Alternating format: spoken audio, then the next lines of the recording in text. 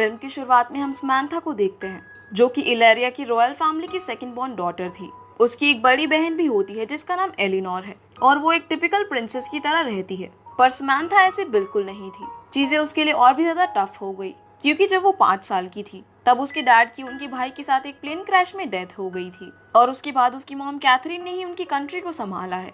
इसके अलावा एलिनोर भी अब 18 की होने वाली थी और वो इलेरिया की क्वीन बनने जा रही थी। पर समंथा को रॉयल्टी कुछ ज्यादा पसंद नहीं थी।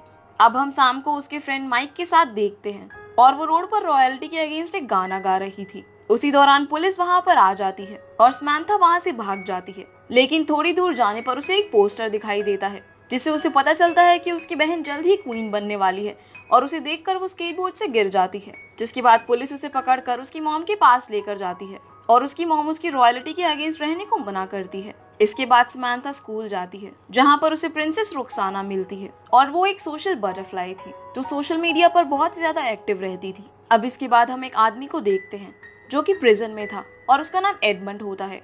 एडमंड को कड़ी सिक्योरिटी के अंदर रखा हुआ था। अब कुछ देर बाद उसके पास 2 गार्ड्स आते हैं जो उसे खाना देते हैं। एडमंड खाने में से एक एप्पल उठाकर खाने लगता है। उसमें उसे एक पिन मिलती है जिसे वो एक डिवाइस में सेट करता है, जिससे उसके गले का कॉलर निकल जाता है और फिर वो अपनी शक्तियों से उस प्रिजन का गेट तोड़कर वहां से भाग जाता है। अब अगले सीन में हम सैम और माइक को प्रैक्टिस करते हुए देखते हैं। माइक सैम को आज रात एक क्लब में ले जाने के लिए 2 टिकट्स देता है और जब रात में सैम माइक के साथ जाने के लिए रेडी हो रही होती है, तभी अलमीरा में उसे एक बॉक्स मिलता है जिसमें उसने अपने डैड की कुछ चीजें रखी हुई थी। सैम उन्हें देखकर अपने डैड को याद करने लगती है और हमें पता चलता है कि उसके डैड उसे स्नोफ्लेक बुलाया करते थे। तभी वहाँ पर कैथरीन आ जाती है जो सैम को उसकी बहन की पार्टी में जाने के लिए बोलती है। अब सैम तैयार होकर कैथरीन के साथ पार्टी में चली जाती है और वहाँ पर जाते ही वो हेडेक का बहाना करती है, जिस पर कैथरीन उसे सीधा घर जाने को बोलती है। पर सैम वॉशरूम में कपड़े बदलकर माइक के पास पहुंच जाती है। अब वो लोग क्लब के अंदर जाने ही वाले होते हैं, पर उनके पास कोई आईडी नहीं थी, इसीलिए वो लोग अंदर नहीं जा पाते। जिसके बाद वो दोनों घर वापस जा रहे होते हैं। तभी क्लब के बैक डोर से वो लोग कुछ वीआईपीज को अंदर जाते हुए देखते हैं और सैम उस दरवाजे का पासवर्ड बहुत दूर से ही देख लेती है, जो कि बहुत ही अजीब बात थी। जिसके बाद वो उस पासवर्ड को डालकर क्लब के अंदर घुस जाते हैं। कुछ देर बाद सैम के साथ बहुत ही अजीब चीजें होती है और उसे हर चीज की आवाज बहुत साफ साफ सुनाई दे रही थी, यहाँ तक कि एक मक्खी के उड़ने की भी। अब इस सब से वो बहुत ज्यादा परेशान होकर फायर अलार्म को बजा देती है और ऐसी हरकत करने के लिए पुलिस उन दोनों को जेल में बंद कर देती है। अगली सुबह माइक के डैड उन दोनों को वहाँ से निकालते हैं और वहाँ पर कैथरीन भी आई होती है। अब क्योंकि सैम ने उसकी बात नहीं मानी थी तो कैथरीन उसे समर स्कूल भेज रही थी। सैम वहाँ जाने से मना करती है, पर कैथरीन उसे जबरदस्ती वहाँ पर भेजती है। वहीं दूसरी तरफ हम एडमंड को किसी से बात करते हुए देखते हैं, जो कहता है कि फेज 1 कल से शुरू होगा। अब सैम जब समर स्कूल में जाती है तो वहाँ उसे उसके अलावा और भी लोग मिलते हैं, जिनके नाम थे जानवरी, प्रिंस मटियो, रुखसाना और ट्यूमा। अब जब वो लोग एक दूसरे से बात कर रहे होते हैं, तभी वहाँ पर प्रोफेसर जेम्स आते हैं, जो फिल्म की शुरुआत में हमें समंथा के बारे में बता रहे थे। जेम्स उन लोगों को बताता है कि वो उनकी तरह ही एक सेकंड बॉर्न प्रिंस है, यानी कि एक रॉयल फैमिली का सेकंड चाइल्ड। हमेशा की तरह उनके सिबलिंग्स प्रिंस और क्वीन बन जाते हैं और वो सिर्फ खड़े होकर उनके लिए तालियां बजाते रहते हैं। पर तभी वो उन सभी को अपनी सुपर पावर्स दिखाता है, जिसमें जेम्स अपने ही जैसे कई सारे रेप्लिकास बना लेता है, जिसे देखकर सब लोग चौंक जाते हैं। जेम्स उन्हें बताता है कि ऐसी ही पावर्स उन लोगों के अंदर भी है, जिसके बारे में उनके घर वालों को भी नहीं पता है। और उन्हीं पावर्स को ढूंढने के लिए वो लोग इस समर कैंप में आए हैं, जिसका नाम है secret society of second born Royals, और वो लोग इसी के अंदर काम करेंगे। जानवरी उससे पूछती है कि क्या वो इस सोसाइटी का हेड है। जेम्स उसे कहता है कि नहीं, और तभी वहाँ कैथरीन आ जाती है, जो कि वहाँ की हेड होती है। कैथरीन बताती है कि वो भी एक सेकंड बॉर्न थी और वो उनको बताती है कि सेकंड बॉर्न्स ने सीक्रेट तरीके से हमेशा से अपने किंगडम को बचाया है, जैसे दुश्मन और क्रिमिनल्स वगैरह। अब इसके बाद हमें पता चलता है कि कैथरीन ने ही एडमंड को जेल के अंदर बंद करवाया था, लेकिन वो वहाँ से भाग गया।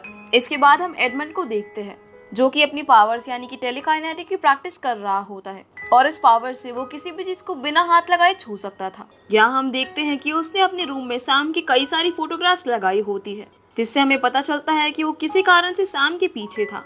अब अगले सीन में हम समर स्कूल में सभी को अपनी ट्रेनिंग करते हुए देखते हैं, जहाँ पर जेम्स उन्हें एक रूम के अंदर लेकर जाता है और सामने रखे पिरामिड को लाने के लिए बोलता है, जो कि उनकी ट्रेनिंग का ही एक हिस्सा था। अब इस ट्रेनिंग के दौरान उन्हें अपनी सुपर पावर्स के बारे में पता चलने लगता है, जैसे रुखसाना के पास इनविजिबल होने की पावर्स थी, ट्यूमा के पास किसी से अपनी बात मनवाने की पावर्स, जनवरी के पास ऐसी पावर्स थी जिससे वो किसी की भी ताकत को अपना सकती थी, और सैम के पास सुपर सेंसेस की पावर थी जिससे उसे खतरे का पता चलता है, और मटियो के पास ऐसी पावर्स थी जिससे वो फ्लाइज या बग्स की मदद से किसी भी चीज को लिफ्ट कर सकता था। पर ट्रेनिंग के दौरान उनमें से कोई भी उस पिरामिड तक नहीं पहुंच पाता। अब अगले दिन उनकी ट्रेनिंग फिर से शुरू होती है, जहां जेम्स सैम के सामने बहुत सारी आवाजें एक साथ प्ले कर देता है और उन्हें उस सबको समझकर एक एक करके सॉल्व करना था। टूमा को अपनी पावर्स का इस्तेमाल एक डॉग पर करना था और उसे अपना दोस्त बनाना था, और इसी तरह से जेम्स बाकी सब लोगों को भी अलग अलग चीजों की ट्रेनिंग देता है ताकि वो अपनी पावर्स पर कंट्रोल करना सीख पाए। अब रात में हम सैम को देखते हैं जो अपने दूसरे फोन से माइक से बात कर रही थी। सैम और माइक समर में रोड पर एक शो करने वाले थे जो कि फ्राइडे को होने वाला था, और सैम वहां पर आने के लिए हाँ कर देती है।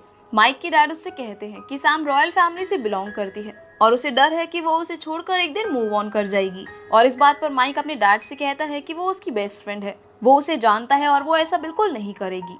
अब अगले सीन में हम देखते हैं कि सैम जेम्स से मिलने जाती है, लेकिन वहाँ उसकी मॉम होती है जो उसे अपनी पावर से एक चेयर पर बिठा देती है। वो उसे एक कोड बताती है जो कि एक रॉयल कोड था, और उससे उनके घर का कोई भी दरवाजा खुल सकता था।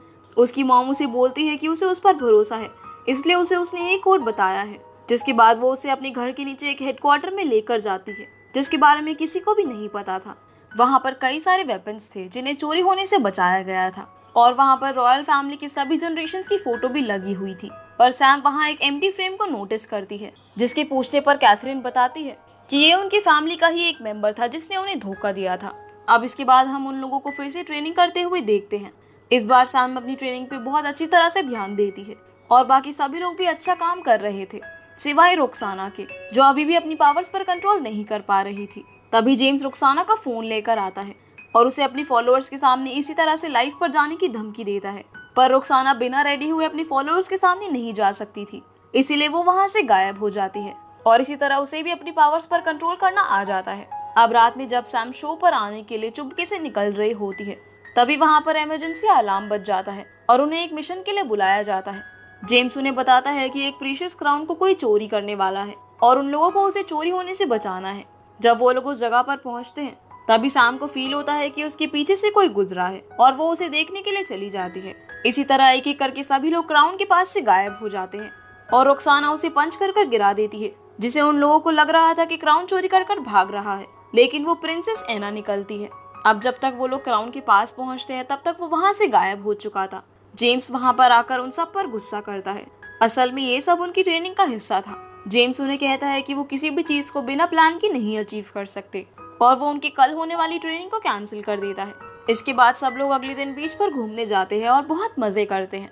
पर जब वो लोग शाम को वापस से समर स्कूल आ रहे होते हैं, तब जानवरी और सैम चुपके से सैम के पैलेस जाते हैं, और सैम उसके सामने ही सीक्रेट कोड से गेट को ओपन करती है। जिसके बाद वो लोग सैम के स्टूडियो जाकर वहाँ पर म्यूजिक प्ले करने लगते हैं, लेकिन तभी वहाँ पर माइक आ जाता है। उसे देखकर ये लगता है कि सैम अपने रॉयल फ्रेंड्स के साथ मजे कर रही है, इसीलिए वो उसके साथ उस दिन शो करने के लिए नहीं आई, और माइक गुस्से में वहाँ से चला जाता है। अब सैम और जानवरी जब वहाँ से जा रहे होते हैं, तो एडमंड सैम को पकड़ लेता है और जानवरी को अपनी पावर से हवा में उठा लेता है। तभी वहाँ पर उसके फ्रेंड्स भी आ जाते हैं और उसे छुड़वाने की कोशिश करते हैं। उसी समय वहाँ पर जेम्स भी आ जाता है और एडमंड सैम को स्नोफ्लेक्स बोलकर वहाँ से चला जाता है। जानवरी अब जेम्स को सब बताने लगती है। तब जेम्स उन्हें बताता है कि वो बहुत ही खतरनाक टेलीकाइनेटिक क्रिमिनल है। सैम कहती है कि उसने उसे स्नोफ्लेक बोला, जो कि सिर्फ उसे उसके डैड बोलते थे। अब सैम ये जानने के लिए कि आखिर वो आदमी है कौन, भागकर उस आदमी का पीछा करने लगती है और जंगल के बीच पहुंच जाती है। वो अपनी सेंसेस से पता लगा लेती है कि एडमंड आसपास ही है। तभी एडमंड उसके सामने आकर उसके ऊपर एक पेड़ गिरा देता है। अब सैम उससे पूछती है कि वो कौन है। तब एडमंड बताता है कि जब उसकी माँ ने उसे जेल भेजा, तो उससे पहले वो उसका फेवरेट अंकल था।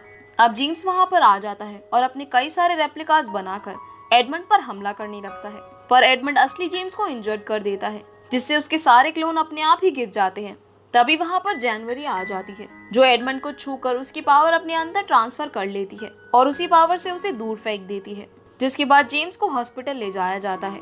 अब नेक्स्ट डे सैम अपनी मॉम से पूछती है क्या सच में एडमंड उसका अंकल है, जिस पर उसकी माँ उसे सब कुछ सच सच बता देती है कि उसके डैड को एडमंड ने ही मारा था और वो उसके डैड का भाई है। जिसके बाद सैम एडमंड से मिलने की जिद करती है, जो कि अब पकड़ा गया था, और कैथरीन उसे 5 मिनट के लिए सेल में भेज देती है।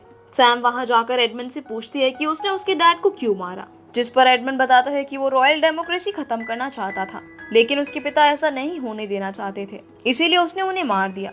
अब अगले सीन में हम देखते हैं कि वो दिन आ गया था जब एलिनोर वहाँ की क्वीन बनने वाली थी और सैम कोरोनेशन में जाने के लिए तैयार होने लगती है। वहाँ उसके फ्रेंड्स भी आते हैं और टूमा एक लड़की को इम्प्रेस करने की कोशिश करता है, जहाँ उसकी पावर्स काम नहीं करती क्योंकि उसकी पावर्स जनवरी ने चुरा ली थी। अब हम जनवरी को देखते हैं जो रॉयल कोड का इस्तेमाल करके उस सेल में घुस जाती है जहाँ पर एडमंड कैद था, और वो टूमा की पावर से सभी गार्ड से अपनी बातें मनवा लेती है। वो जाकर एडमंड को आजाद करती है, जिससे हमें पता चलता है कि वो दोनों मिले हुए हैं।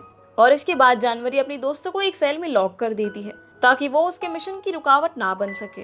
तभी हम देखते हैं कि मटियो अपना एक बग सैम के पास भेज देता है, जिससे सैम को पता लग जाता है कि एडमंड अब सेल से बाहर आ चुका है। जनवरी और एडमंड मिलकर पूरे सिक्योरिटी सिस्टम को अपने कंट्रोल में कर लेते हैं और एडमंड एक पावरफुल नैनो डिवाइस चुरा कर वहां से भाग जाता है ताकि वो अपने प्लान को अंजाम दे सके। दूसरी तरफ हम सैम को देखते हैं जो भागकर माइक के यहाँ पर जाती है और जनवरी उस पर नजर रखे हुए थी। वो माइक को दरवाजा खोलने के लिए बोलती है, लेकिन वो गुस्से में दरवाजा नहीं खोल रहा था, तो सैम को उसे सब कुछ बताना पड़ता है।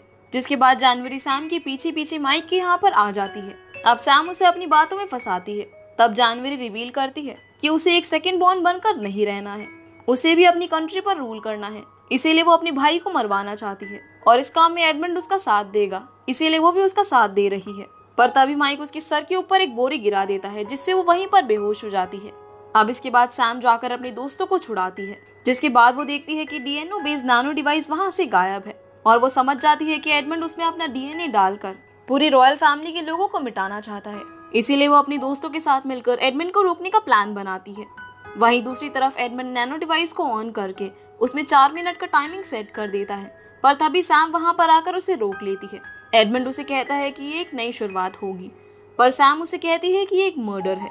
इतने में वहाँ ट्यूमा और रुखसाना भी आ जाते हैं। रुखसाना इनविजिबल होकर वो डिवाइस सैम को दे देती है और सैम उसे लेकर वहाँ से कूद जाती है, जहाँ उसे बहुत सारी बटरफ्लाइज बचा लेती है जिन्हें मटियो कंट्रोल कर रहा था। अब सैम वहाँ से भागकर अपनी स्टूडियो में जाती है और एडमंड भी उसका पीछा करते हुए वहाँ पर आ जाता है। वो लोग अपने प्लान के अकॉर्डिंग एडमंड को एक रूम में बंद कर देते हैं, जहाँ पर उन्होंने वही कॉलर रखा हुआ था जिसकी मदद से एडमंड अपनी शक्तियों का इस्तेमाल नहीं कर पाता था। और हम देखते हैं कि माइक वहाँ पर पहले से ही मौजूद था, जो उस नैनो डिवाइस को एडमंड की तरफ पॉइंट कर देता है और 4 मिनट का टाइमिंग खत्म होने पर एडमंड भी खत्म होकर उस डिवाइस के अंदर कैद हो जाता है। और वहीं दूसरी तरफ एलिनोर भी अब क्वीन बन चुकी थी और उसने रॉयल फैमिली को खत्म होने से बचा लिया था, जिसके बाद उन लोगों की ट्रेनिंग पूरी हो जाती है और अब वो लोग उस पिरामिड को भी पा लेते हैं। कैथरीन उन्हें कहती है कि अगर वो लोग साथ है तो वो लोग कुछ भी कर सकते हैं। अब एलिनोर को भी सब कुछ पता चल चुका था और वो सैम को उसे बचाने के लिए थैंक्स बोलती है। अब इसके बाद हम देखते हैं कि कैथरीन उन्हें एक और मिशन पर भेज रही होती है, क्योंकि एडमंड तो उनकी कस्टडी में था, पर जनवरी वहां से भाग गई थी और अब वो लोग उसे पकड़ने के लिए जाते हैं, जिसके बाद ये मूवी यहीं पर खत्म हो जाती है। तो गाइज ये थी आज की वीडियो एंड आई होप आप लोगों को वीडियो पसंद आई होगी, तो वीडियो को लाइक कर चैनल को सब्सक्राइब जरूर कीजिएगा। तो आपसे फिर मिलते हैं अगली वीडियो में, तब तक के लिए गुड बाय।